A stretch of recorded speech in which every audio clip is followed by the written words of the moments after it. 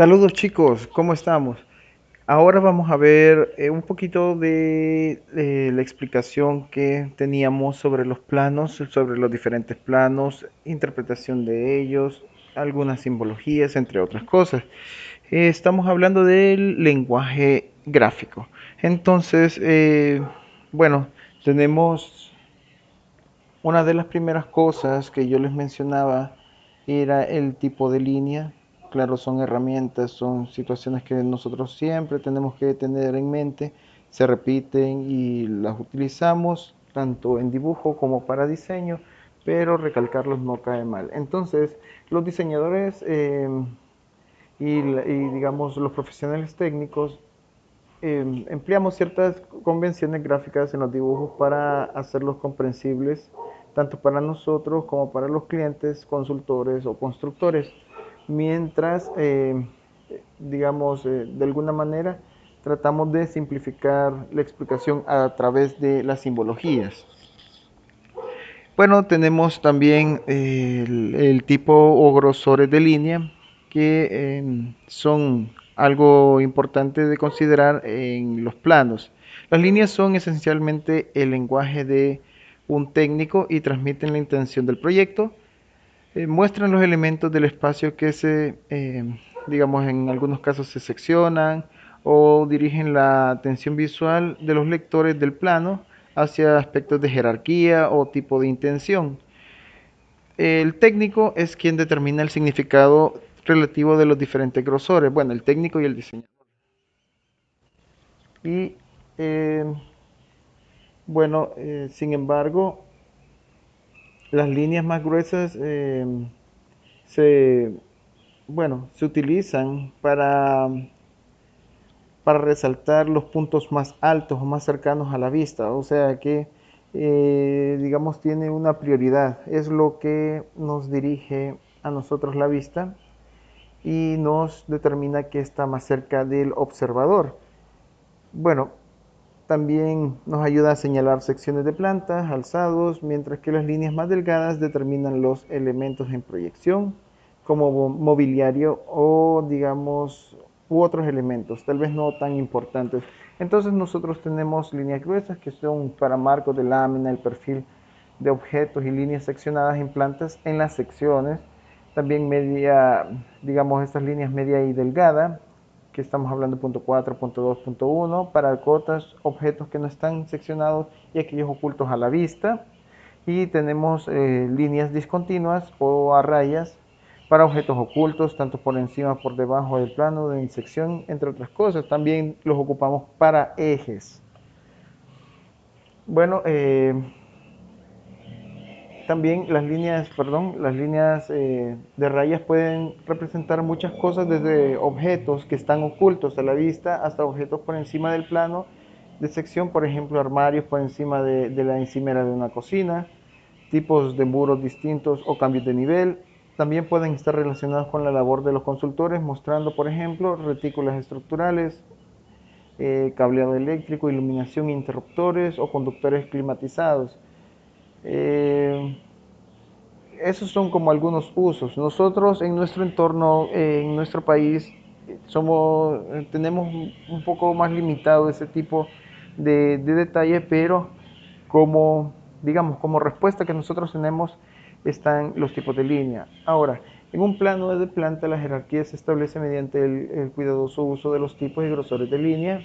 En este ejemplo que vemos aquí, los muros seccionados son los que están dibujados con una línea más gruesa, el mobiliario y los elementos de obra están dibujados con una línea más fina, y los elementos ocultos como las estanterías o los pantries que están, digamos, instalados de forma aérea, empotrados en la pared a una altura, se expresan mediante líneas discontinuas. Eh, bueno, aquí tenemos una vista de esto, pero si nos acercamos, aquí tenemos un poquito más de especificado los detalles. La línea gruesa se señala elementos seccionados ahí. eh, este es un ejemplo tomado de un libro, pero nosotros como técnicos tenemos que darle el grosor también de la pared, o sea, tiene un espesor la pared. Lo que ahora normalmente se maneja es un grosor de .15 en ladrillo Saltex, Y en casos especiales, digamos, hay la Saltex de .10, o sea, 10 centímetros, pero ya no se está ocupando tanto, sino que, digamos, para divisiones o cosas más ligeras, la tabla roca y también tiene .10 de grosor, pero nosotros tenemos que especificar esto. También tenemos una línea discontinua que señala la presencia de un elemento por encima del plano de sección. Es posible que ese sea como un tipo quiebre en el cielo falso. Bueno, también la línea discontinua que señala la presencia de un elemento por encima del plano de sección, que es el que tenemos aquí a un costado. El primero que mencioné es este.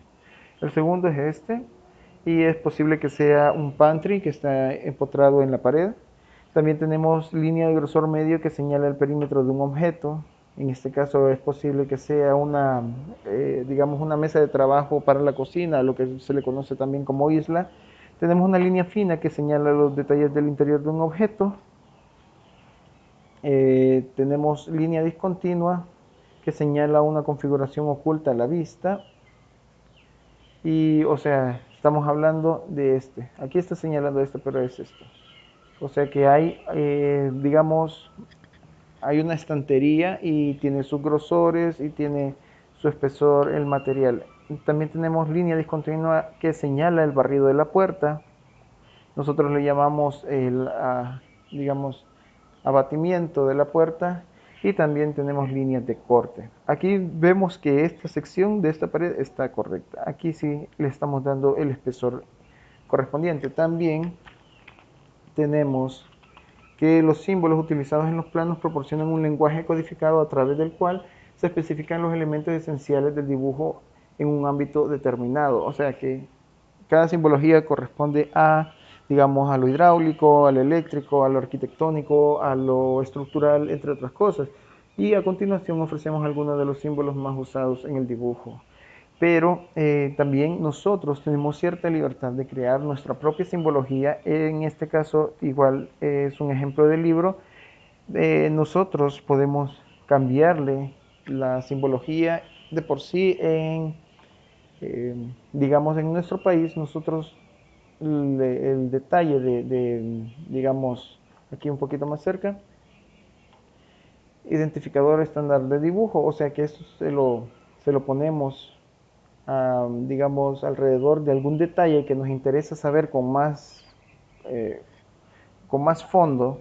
Entonces nosotros lo envolvemos y le ponemos el número de detalle, posiblemente detalle 1, y en qué plano está.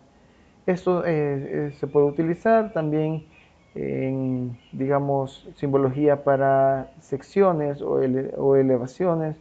En este caso, tipo de ventanas pueden ocupar esto, pero también en algunos casos ocupamos unos rectángulos u otros elementos.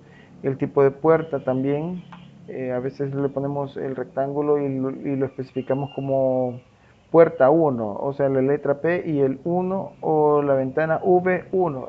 También el tipo de muro, lo que ocupamos es un triángulo, no este rombo, y con ese le ponemos un número para especificar el acabado de la pared. Esto se refiere a si está pintado simplemente, si está con enchapado, o el pintado de un color hasta qué altura y con otro color a qué altura. O sea, todo eso está escrito con una simbología.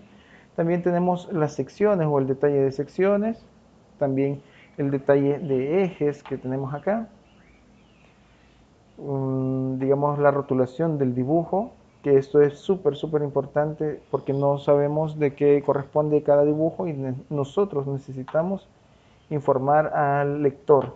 Tenemos la línea de eje, aquí nos salió, digamos, esta es la verdadera línea de eje. Tenemos línea, punto, línea, aquí la hicieron continua, no es correcto, sino que aquí, esto.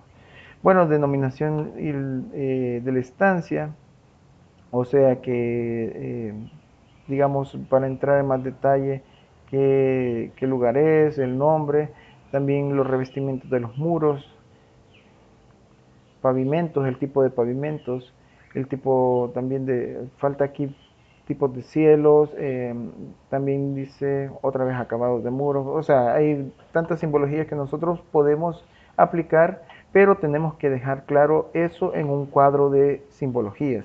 También puntos de luz que en este caso lo han hecho así y significa donde hay un foco. Aquí menciona del grafismo para recordar que debe revisarse y número de referencia y líneas de corte. Esto es cuando hay alguna duda o algún elemento que sea discutible, entonces en los planos normalmente uno los hace y menciona que es la duda. Tenemos aquí ya el uso de esa simbología de manera general. Tenemos los nombres, el tipo de puerta, digamos la estancia donde debería estar, que aquí nosotros estamos mencionando qué detalles nos interesa. Tenemos, digamos, la línea de los ejes, la simbología de ventana, cotas, qué tipo de alzado vamos a tener, el corte que vamos a tener acá, las notas que nos interesan, entre otras cosas. Aquí un poco de acercamiento, ventana, notas y detalles, secciones, el número de plano y el tipo de piso, puerta y línea de corte y el nombre del dibujo. Bueno, también tenemos, quiero ver, quería mencionar algo más aquí. Ajá. Los símbolos de manera general en un plano de planta están vinculados a otros planos del proyecto, como son plantas de techo, elevaciones, secciones y detalles constructivos, pero también esto permite que los elementos necesarios para ejecutar un proyecto se identifiquen y relacionen con otro plano rápidamente y que las revisiones se coordinen con facilidad.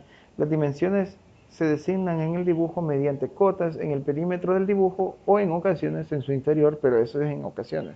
Uno trata de dejarlo más limpio y claro el dibujo y lo legible de los textos y los números es crucial para la comprensión del plano. Nosotros tenemos, y en AutoCAD estamos tratando de trabajar eso, de preconceptualizar un plano con cierta escala y con esa escala a través de las normas Leroy o digamos parámetros Leroy, nosotros podemos trabajar esos mismos planos de manera correcta para la lectura correcta de todos los textos. Yo menciono de que en el libro de dibujo técnico hay un libro, digamos que normalmente lo ocupan en los primeros años de bachillerato técnico y ahí menciona tamaños de letra. El tamaño mínimo de una letra legible de aspecto técnico debe de ser 1.8 milímetros. O sea, 1 milímetro, casi llegando a los 2 milímetros es lo mínimo para poder leer. De ahí menciona y utiliza otros. Bueno, tenemos este tipo de planos también, digamos los planos de planta, pero este es más que todo distributiva, pero los tipos de plano en el aspecto técnico, los planos bueno, en sí, de manera general, son herramientas, son las principales herramientas comunicativas y algunos de los tipos de dibujo utilizados coincidirán con los de otras disciplinas. O sea que la planta, digamos, es lo que más necesitamos y lo que más se utiliza, como, digamos, en la arquitectura, la ingeniería eléctrica, la ingeniería, digamos, hidráulica y estructural, mientras que otros son exclusivos incluso solo para diseño de interiores eh, o para algunas cosas un poquito más específicas. Y bueno, en este caso los planos de planta establecen los límites desde los, digamos, paredes, que posiblemente pueden desaparecer hasta los muros exteriores que enmarcan el proyecto. Los muros se definen por sus dimensiones y las distancias a sus ejes, es lo que mencionábamos. Nosotros vamos a medir a ejes.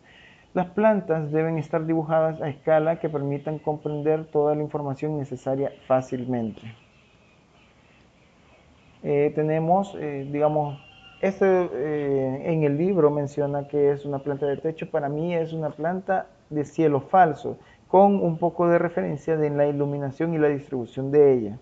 Eso es lo que realmente es. y menciona que se representa la superficie superior o interna de una estancia tipo espejo, digamos. Estos planos definen todos los puntos de luz, dinteles y otros datos del techo, o más bien del cielo falso, como alturas y materiales. Para describir los tipos también de luminaria y su localización se utilizan símbolos estándar que a su vez están vinculados a un cuadro de simbologías. Aquí le llaman cuadro de leyendas. Nosotros también tenemos el plano de mobiliario y como técnicos también necesitamos entender cómo se distribuyen y cómo se leen. También suelen especificar digamos, todo tipo de mobiliario que se utilizará en el proyecto. Eso debería de estar dentro de eso y tanto el realizado a la medida como el de serie. Los muebles aparecen en muchos otros planos, pero los planos de mobiliario especifican, o planos arquitectónicos especifican su situación en el proyecto. No podemos dejarlos a un lado porque con eso de por sí necesitamos informar cómo se va a distribuir los muebles o cómo están distribuidos los muebles en caso de existir. También están los planos de, de acabados de suelo, eh, también de paredes, y en este caso describen los diversos materiales utilizados en el proyecto. Los símbolos estándar que identifican los tipos de acabado están vinculados también a un cuadro de simbología. Cuál es, digamos, esa textura equivale a un tipo de piso, esta otra y esta otra. Entonces los planos de acabado de suelo, en caso de ser necesario, se realizan. Si no, solo se especifica qué tipo de suelo, pero eso es cuando uno entra en ciertos detalles que son bastante necesarios si es que lo solicita el cliente o el contratista. Eh, quiero ver, bueno, tenemos dimensiones de los materiales también, hacia dónde o qué tanto se distribuyen, así como la forma y la colocación. Si se considera necesario en ello, se define también una línea de replanteo, es decir, que la disposición de los ladrillos desde dónde vamos a comenzar. También tenemos digamos, este es una forma de interpretarse o de utilizarse los planos de acabados de paredes. Hay otras un poco más sencillas, que es la que ocuparemos nosotros, pero aquí definen un inicio y un final de los sectores que me corresponden a cierto tipo de acabado mediante un sistema, algo, digamos, ellos lo mencionan sencillo, pero es cuestión de percepción para indicar y rotular los segmentos que nos interesan para el revestimiento o tipo de acabados. Finalmente, estamos ya en la parte, digamos, un poco terminando esto, y es ya las secciones. Es algo que también hicimos un pequeño, digamos, levantamiento en clase, pero los alzados suelen dibujarse a una escala mayor que las plantas de un proyecto. Eso normalmente, pero también pueden ser lo mismo. Ahí depende qué tan específico ustedes quieren ser. Y ya que permiten definir con más detalle, por ejemplo, información específica sobre las dimensiones y materiales de los elementos que forman parte del diseño interior o de los, digamos, del aspecto constructivo o otros detalles técnicos. También las referencias cruzadas remiten a las plantas y secciones de planos y detalles que desarrollan más detalladamente el proyecto.